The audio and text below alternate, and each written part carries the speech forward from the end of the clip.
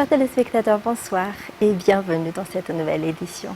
Tout de suite pour commencer, les observateurs électoraux, notamment ceux de la SADC, de l'OIF, du COMESA et de l'Union africaine, a rencontré ce jour le président de la République par intérim, le général Richard Ravalomanane, au palais d'Ambotsrouitch. Ces observateurs ont souligné que l'élection devrait se tenir et qu'il n'y a aucune raison de la reporter. Le président de la République par intérim a souligné également qu'il n'y a pas de crise dans le pays. Les détails avec Miarvoulat Sferen et Braz de Nilsson. Les observateurs électoraux sont pour la tenue des élections de demain. À cet effet, ils ont rencontré le chef d'État par intérim à Ambotsrouitch quelques heures avant le jour J. L'Union africaine souhaite que le processus en cours se passe dans la sérénité, se passe dans la légalité, se passe dans la paix, pour que soit consolidé le processus démocratique en République de Madagascar. Il faut que le peuple malgache, dans toute sa composition, taise ses différences, taise ses contrariétés, pour regarder ensemble vers une même direction. Cette direction, c'est la paix à Madagascar, c'est la stabilité de la République de Madagascar. Cela est très important. Pour sa part, le chef d'État par intérim, le général Richard Ravalomanane, a souligné qu'il n'y a pas de crise dans le pays. Ce qui se passe actuellement, ce sont des troubles que certains veulent semer dans certains quartiers de la capitale. Ce que j'ai beaucoup apprécié en elle, c'est qu'elle a dit haut et fort qu'elle veut que la paix s'instaure à Madagascar. Même elle souhaite que la paix règne à Madagascar. Pourquoi nous, les Malgaches, on s'acharne à faire exploser des cocktails Molotov ou une grenade offensive, à incendier un bureau de vote, à agresser des manifestants qui ne sont pas des militants qui ne sont pas de même opinion politique que ceux qui agressent, quoi. C'est malheureux. Donc on devrait prendre conscience de ça. Certes, les opinions divergent selon ce chef d'État par intérim, mais il incite la population à ne pas en venir aux mains et à détruire les biens publics. La SADC, l'Union africaine, l'OIF, le COMESA et l'Internationale libérale ont été parmi ceux qui ont rencontré le général Richard Ravalomanane ce jour. Et mis à part ces observateurs électoraux internationaux, plus de 70 observateurs locaux sont mobilisés pour cette élection. Les candidats ont également le droit de surveiller les élections selon la CENI. Sai Sylvain, Sech Indianap. Tous les observateurs électoraux internationaux sont à Madagascar. Le nombre total d'institutions, d'organisations et de pays qui nous ont envoyé des représentants s'élève à 24. Avant qu'ils ne se répandent dans toute l'île, la CENI a accueilli les observateurs internationaux, les informant de tout ce qui a été réalisé et du processus de traitement des résultats des élections. Mis à part les acteurs internationaux, plus de 70 observateurs électoraux malgaches seront mobilisés, parmi lesquels ceux issus des ONG et des organisations agréées par la Commission électorale nationale indépendante. Les candidats ont également le droit d'observer les élections. Il y aura un représentant dans chaque bureau de vote, de chaque unité de dépouillement de circonscription et de la CENI lors du traitement des résultats des élections. Et afin de sécuriser l'élection présidentielle, un couvre-feu est instauré à partir de 21h ce 15 novembre jusqu'à 4h du matin demain. Le préfet d'Antananarive, le général Angelo Ravelnarive, souligne que cette décision a été prise face à des menaces qui pourraient perturber le bon déroulement de l'élection de demain. Toujours dans ce contexte, la carte d'identité nationale ou le passeport et la carte électorale sont nécessaires pour aller voter demain. L'encre indélébile, la signature sur la liste électorale sont les preuves que le citoyen a voté. La CENI a également souligné que seuls les inscrits dans la liste électorale peuvent voter. Toutefois, il y aura des mesures spéciales pour ceux qui n'ont pas reçu leur carte électorale. Un reportage de Sai Sylvain. Les bureaux de vote seront ouverts dès 6 heures du matin. À l'extérieur, des responsables poursuivront la distribution des cartes électorales pour ceux qui n'ont pas encore récupéré les leurs. Le vice-président des bureaux de vote se chargeront d'accueillir les électeurs à l'entrée. Une fois à l'intérieur, l'électeur passera devant le premier assesseur pour vérifier s'il n'a pas encore voté. Après cela, l'électeur passera devant le second assesseur.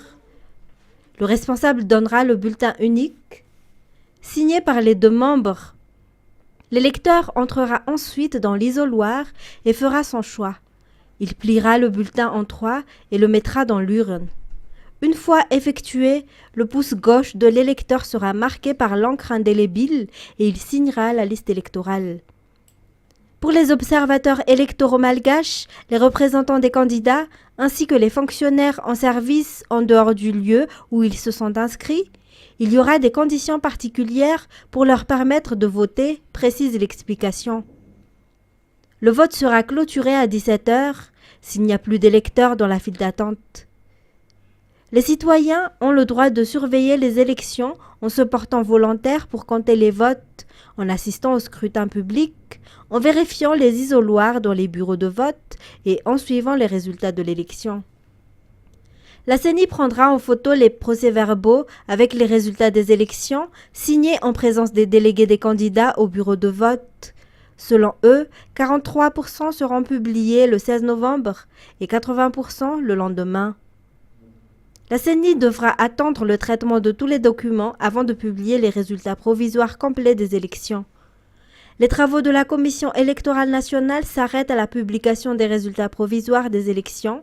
La HCC publiera les résultats officiels. Les malvoyants pourront également voter demain. Les bureaux de vote seront équipés de cartons à braille sur lesquels les numéros des candidats sont inscrits. Toujours un reportage de Sai Sylvain et de Sech Anjanab. Si le droit des personnes malvoyantes n'ont pas été respectés lors des précédentes élections, désormais, ces dernières peuvent voter sans être accompagnées dans les isoloirs. Des cartons à braille sur lesquels les numéros des candidats sont inscrits seront disponibles dans les bureaux de vote. 3000 cartons à braille ont été édités et dispatchés dans les districts. Et la CENI a mis en place un numéro vert pour permettre aux citoyens de signaler d'éventuels problèmes et pour des questions qui nécessitent des solutions et des décisions dans un court laps de temps. Selon la CENI, l'ouverture de cette ligne débutera le 16 novembre à 5h30.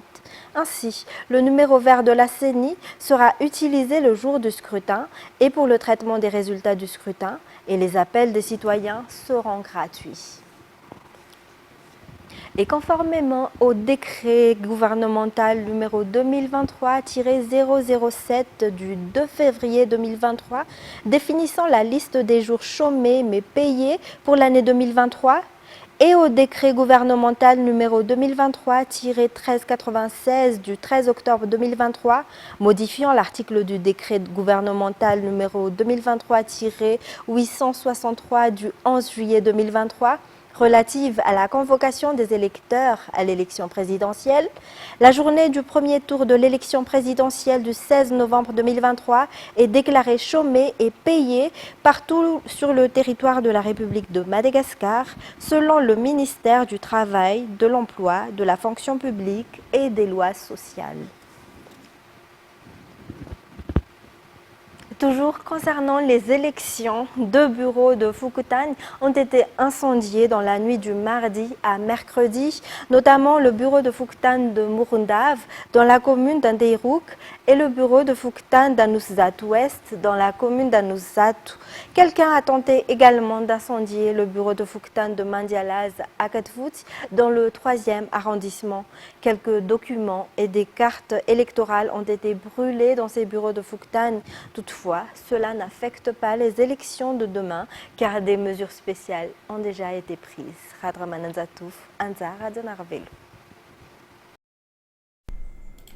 Les dégâts ont été les mêmes pour les bureaux de Fouktane qui ont été incendiés la nuit du mardi à mercredi, à savoir le bureau du Fouktane de Mourndave dans la commune d'Ambouibao-Interouk et le bureau du Fouktane d'Anouzat-Ouest. Quelques papiers administratifs et des cartes électorales non encore distribuées ont été brûlés. Quant au bureau de Fouktane de Mourndave particulièrement, c'était vers 22 heures que les habitants des environs ont remarqué que quelques personnes ont fracturé la porte du bureau de Fouktane et que l'intérieur était déjà la proie des flammes. Ces habitants ont tout de suite prévenu le chef Fouktane et les gendarmes, ces derniers qui se sont également entraidés pour éteindre le feu. Il y a des personnes suspectées dans cette affaire, a déclaré le maire de cette municipalité, et l'enquête est actuellement en cours. L'incident n'affectera pas non plus le déroulement des élections de demain. En effet, une stratégie particulière a été établie par la municipalité et les gendarmes pour protéger le matériel à utiliser lors de l'élection de demain. Des mesures de sécurité ont également été prises dans tous les Fouktanes depuis aujourd'hui. La CENI a également confirmé que des mesures ont été prises concernant l'incendie de bureau de Fouktane comme celle-ci et que cela n'affectera pas le déroulement du processus électoral. Le candidat à l'élection présidentielle, Paraine Auguste, a présenté hier des excuses en public et surtout envers le candidat numéro 3, Andrazouel, après sa convocation par la police. Il a reconnu qu'il a partagé des fausses informations concernant une prétendue convocation du candidat Andrazouel à Londres sur l'affaire Gemfield. C'est Chanjanassi.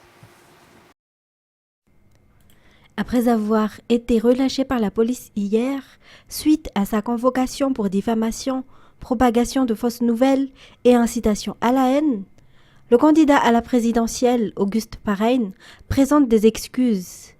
Il exprime ses regrets, notamment envers le candidat numéro 3, Andrazouel, sur une vidéo Facebook, reconnaissant qu'il a partagé une information mal recoupée concernant sa convocation à Londres. Le président du parti Tsarata Afn admet ses erreurs, soulignant que sa déclaration était volontaire. Pour rappel, lors du débat de lundi dernier, Andrazouel a affirmé qu'il n'était pas convoqué à Londres et qu'il n'est pas responsable des actions de son ancienne directrice de cabinet. Dans un tout autre sujet, une soixantaine de femmes vulnérables dans la capitale bénéficiera d'une formation en coupe et couture émanant de l'association WMG ou Wednesday Morning Group. Cette association de femmes de bonne volonté œuvre pour l'amélioration de la vie des défavorisés de la capitale.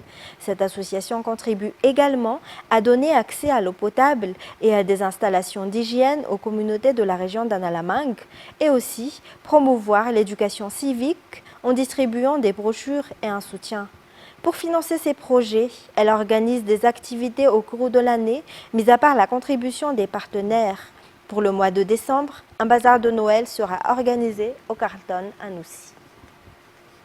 Côté sport, la performance des joueurs des Barea de Madagascar est encourageante, a déclaré aujourd'hui le sélectionneur de l'équipe nationale, le coach Roro. On espère que l'équipe nationale sortira victorieuse lors du match contre les Black Stars du Ghana vendredi prochain, qui se tiendra au stade de Baba Yara de Kumasi, dans le cadre de la première journée de la phase du groupe de la qualification du Coupe du Monde de 2026, a-t-il déclaré. Antoniana Martina, Michel Racoutsan. L'objectif de Roro est clair, éviter la défaite et obtenir le maximum de points. Conscient de la qualité offensive de l'équipe du Ghana qui a déjà battu Madagascar par 3-0 à domicile, l'entraîneur préfère opter sur un système offensif, obtenir 4 points. C'est déjà bien pour démarrer la compétition. Obtenir plus, c'est encore mieux.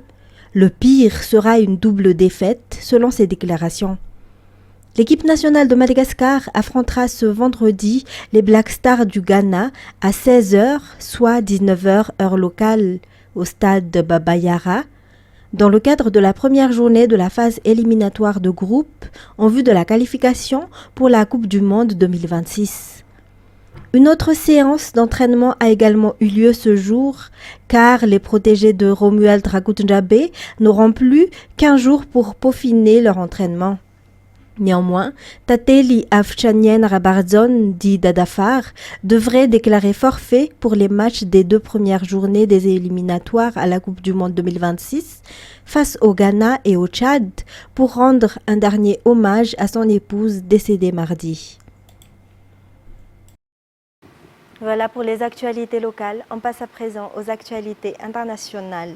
L'enclave palestinienne est inaccessible aux journalistes depuis le 7 octobre et le début de la guerre. Mais depuis une dizaine de jours, des médias s'embarquent avec les soldats pour assister aux opérations. Les images ont été soumises à la censure militaire. France 24. Les drapeaux de l'État hébreu flottent sur les ruines de Gaza. Dans ce village du nord-est de l'enclave palestinienne, les soldats israéliens investissent chaque maison. Ils disent avoir détruit des tunnels du Hamas à proximité et contrôlé la zone. Il dit « Ne prenez pas de photos de moi car ma femme ne sait pas que je suis là. Elle serait si inquiète si elle savait que j'étais là, donc ne prenez pas de photos de moi. » Dans la ville de Gaza City, non loin, les frappes israéliennes et les combats continuent. Les civils fuient ces bombardements massifs. Des milliers de personnes, dont de nombreux enfants, ont été tués depuis 5 semaines. Pour se rendre aujourd'hui dans la bande de Gaza, comme journaliste étranger, il n'y a qu'un seul accès autorisé, embarqué avec l'armée israélienne. Nous sommes exposés à tout type de danger lorsqu'on est ici, comme les tirs de mortier ou de drones. Vous voyez au-dessus de ma tête, sur le tank, au-dessus de nous, il y a comme un toit. Ce toit est fait pour protéger les soldats à l'intérieur des drones lance-grenades. Depuis ce char blindé, impossible de voir le paysage dévasté de l'enclave palestinienne. Mais à notre arrivée dans la banlieue de Gaza City, sous la poussière des blindés, une scène apocalyptique. Des milliers de civils fuient vers le sud. Certains sont assis sur des calèches de fortune, d'autres brandissent des drapeaux blancs. Sous les yeux de ce jeune tireur d'élite, il est en alerte face au risque d'embuscade de combattants du Hamas qui pourraient s'infiltrer dans la foule. So you call that a humanitarian corridor, but some people abroad would call that forced displacement. Oui, vous pouvez appeler cela un déplacement forcé, mais on ne les a pas envahis le 7 octobre. Ils nous ont envahis. On fait du mieux qu'on peut pour les aider tout en assurant nos objectifs, ramener les nôtres à la maison en sécurité. Donc on parle toujours de réponse proportionnée. Il n'y a pas de réponse proportionnée dans la guerre. L'armée craint que certains des 240 otages ne soient cachés dans la foule. Alors régulièrement, elle crie des messages en hébreu, au mégaphone.